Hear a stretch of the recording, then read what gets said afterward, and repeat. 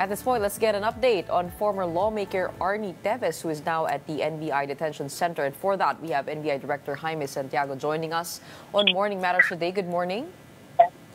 Ay, good morning po, ma'am, at sa listeners. Una-una po, no, talagang nagulat ang lahat, no, dahil sa biglang pag-aresto sa dating congressman. Pero a report said this capture was 2 years in the making. From the very start, was Timor-Leste open to working with Philippine authorities, or did they find reason for trouble? I mean, tell us all about paano po napagplanuhan itong pag-capture kay Arnie Teves. Yes, ma'am. You would recall that we filed, ay nag-request tayo ng extradition sa bansa nila, but then the camp of Congressman Teves filed an motion, an action before their court. So una, nanalo tayo, and then they filed an appeal, panalo pa rin tayo, but the third time, we were denied. So, nag-alala tayo noon, ang government natin, nag-alala tayo, bakit gano'n na nangyari. So, nagkaroon usapan between the government at saka si Secretary Boying Remulla and lately the President. So, finally, na-persuade natin sila na to give up Congressman Teves to us. Is it because he was designated as a terrorist? Is that the primary reason for their cooperation with the Philippine government? Or meron na pong parang meron po akong nabasa na maaaring magdulot pa ng kapahamakan sa Timor-Leste itong si Kong Arnie Teves? Lahat po yan kinonsider ng Timor-Leste government. They realized that Teves has been staying in their country for 2 years already without any documents. Remember that pinakancel natin ang kanyang passport. Second, they considered also the charges held against him before our court here in Manila. Medyo serious offenses. Kaya sabi nila, detrimental ito sa security ng mga mamamayan natin. So yun, they finally decided to deport the former congressman to us. Ayun po nangyari. And kumpara po dun sa paghuli dito kay Alice Go, nag-set pala itong Timor-Leste government ng kanilang mga conditions, no, for turning over to the Philippine authorities. What were those conditions that need to be met for that agreement to be satisfied? Yes, ma'am. Upon receipt nga natin ng kanilang decision to turn over Congressman Teves to us, the Secretary of Justice, si Secretary Boying Remulla, formed a team, special team. Ako, BI, at saka Undersecretary Eli Cruz. So kami ang pinapunta doon sa Timor-Leste. So silently lang, ganon. Di punta na ho kami doon through Philippine Air Force plane. Pagdating namin doon, we coordinated and then handed to us yung turnover paper, but with condition. With condition. Ngayon, this will be a turnover from their immigration to our immigration office. So, binabasa kami, and then nagpasok na ako. Sabi ko, may ID condition.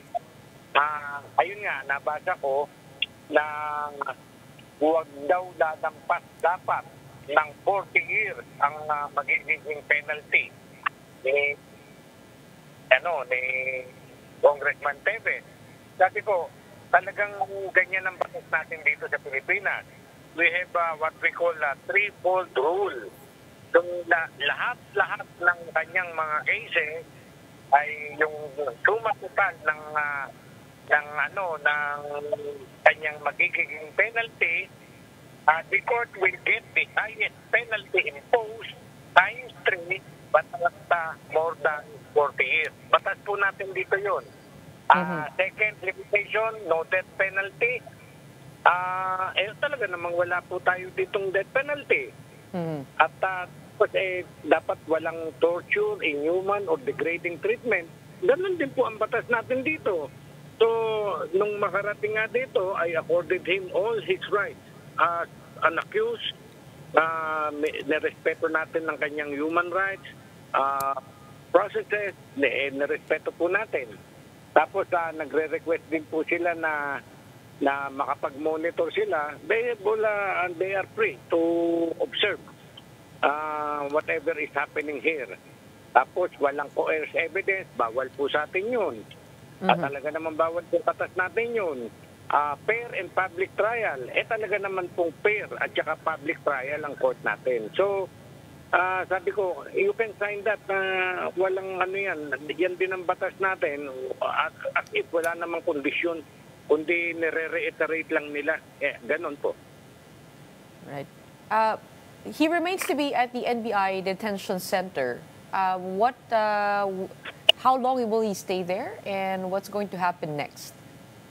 Ayun po, ma'am, dahil kami po ang arresting officer, dinetain namin siya sa facility namin. Ito po, paliwanag ko rin, magugulat ang mga tao. Bakit siya bilibid sa Bureau of Correction? Ganito po, nung mawalan po kami ng building at ngayon po umuupa lang kami, wala kaming detention facility.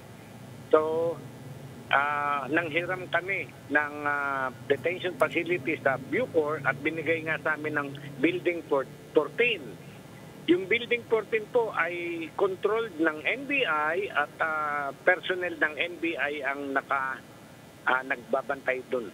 Ganun po. So, he's detained there. Andun po siya ngayon. Pero kamusta naman po ang kanyang kondisyon? Saan po siya naka-detain? Sa preso po ba o may special room po yun? Meantime po, inilagay ko siya sa isang room na yun, ma-acclimatize siya, ika nga, na siya ngayon, detention na prisoner na siya ngayon. Dahan-dahan po yung process na yan, ganyan po talaga ang ating correctional procedure. So, nireturn na po namin ang mga warrant of arrest ng mga courts and then ang court po ngayon ay mag-i-issue ng commitment order. Uutusan kami kung saan namin dadalhin yung final commitment place ni Congress. Ganun po. Sabi po ni DOJ spokesperson na Clavano that the prosecution might move for a consolidation of the cases. Bakit po kailangan yun? Kailangan ng consolidation? Is that the necessary direction? Kasi marami po mga kaso na hinaharap, tama po ba? At ano-ano mga yun? Yes ma'am. Tama po yun. Kasi po may kaso siya sa Dumaguete, may kaso sa somewhere sa Visayas. Dito po, tapos yung ibang cases niya ay na-change venue na-transfer na dito sa Manila. At tapos dito sa Manila, different courts pa rin po ang may hawak. Para mapadali ang litis, mas mabuti nga ho ma-consolidate sa isang court. Kasi po, yung isang witness, magwi-witness ngayon, magwi-witness na naman sa another court, magwi-witness na naman sa another. Katagal po noon. Kaya mas mabuti nga po ma-consolidate ang mga cases in one court so that mapabilis natin ang ating proceedings. Okay. Maaari po bang malaman yung breakdown ng cases na hinaharap ni Kong Arnie Teves? Ay, naku po ma'am, hindi ko mabilang sa daliri ko. Siguro more than 20, ma'am. More than 20. Yes, Oo, pero ito pong paghuli sa kanya, ano po yung mga main? Yung po yung murder, frustrated murder? Yes, ma'am. Murder, frustrated murder, attempted murder, At saka meron pang financial terrorism. Financial terrorism. May illegal possession of firearms and ammunition at saka explosives. Napakarami pong kaso. Opo. Pero kung sakasakali po ay saan po kaya pinaka-ideal na ito ay malagay sa piitan si Kong Arnie Teves? Meron po ba kayong petition doon? Alin po, ma'am, again? Kung saan po siya malalagay sa piitan, sa bilibid po ba ang request ng NBI? Hindi po. Yung detention cell namin, nagkataon lang na sa Bilibid. But then, Bucor po, para sa mga convicted prisoners po yun. Ngayon, yung pansamantalang detention while undergoing trial, ayan po pwedeng sa BJMP, pwedeng sa amin, sa NBI, pwede po sa may kulungan po ang ISAP din. Depende po kung sino po ang neutral at mapoproteksyonan ang safety ng detainee. Ganun po. Maaari po bang magpetisyon ang kampo ni Kong Teves for bail, for temporary release, or is this really non-bailable? Ang sangkatutak nga po ang kaso at mukhang marami ang non-bailable. Kaya medyo yung parte na mag-grant ang kanyang temporary release, mag-grant ang kanyang bail, bilang former judge, parang natatakot ako na hindi yun mapagbibigyan. Okay. Director, puntahan naman po natin yung kaso ni Alice Go. Kayo po ay naghain ng falsification complaint laban sa kanya. Ano pong finalsify po niya at ano po ang kalakip doon? Yun pong kay Alice Go ay ongoing na po ang trial sa court. Tsaka wala po siya sa aming poder. I understand na sa Pasig Court ay si Alice Go. Yes, ma'am. Ano po ang kaibahan ng kaso ni Alice Go kay Arnie Teves? Kasi kay Alice Go, marami rin po siyang hinaharap ng mga kaso. No? Katulad nung, yun nga po yung graft, material misrepresentation, meron din po siyang co-warranty petition, meron din po siyang perjury and falsification complaint, tax evasion complaint, at sa iba-ibang korte po ito. Di po ba kailangan din yun i-consolidate? I mean, kasi yung kay Kong Arnie, kung sinabi niyo po higit 20, dito po marami rin. Yes, ma'am. Tama po kayo. Yun po, yung mga consolidation of cases, nasa prosecution po yan. Pwede silang mag-request ng prosecution or the camp of Alice Go may move that the cases be consolidated in one court. Okay. Okay.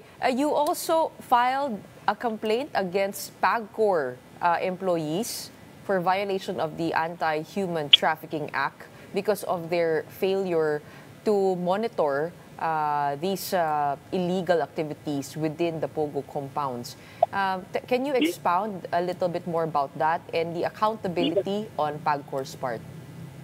Yes, we have already filed the case and it's now undergoing DC-20. DC-20 po ng aming Department of Justice at tinitignan po nila yun, pinag-aaralan nila kung ang aming mga pinaresentang ebidensya ay tama ba, ang aming allegation ay tama ba, and then they will finally decide kung mag-undergo ng preliminary investigation si Alice Go.